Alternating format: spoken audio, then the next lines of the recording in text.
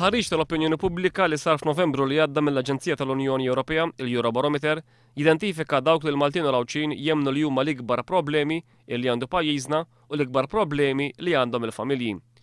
Mill-għażliet li kellhom il-Maltin u l-Awċin jidentifikaw il-kontijiet tad-dawdu l-ilma, l-immigrazzjoni illegali u l-pensjonijiet bħala l-ikbar 3 problemi ta' pajjiżna.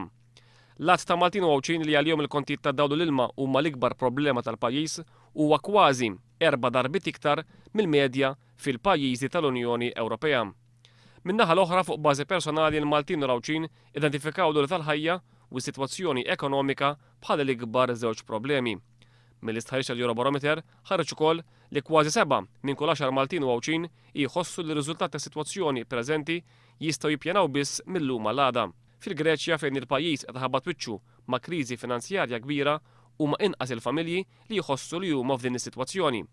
Huma biss 3 minn kull 10 Maltin u Awċin illi jemmnu li jistgħu jippjanaw id-deċiżjonijiet tagħhom għal bejn 6 xhur u sentejn oħra.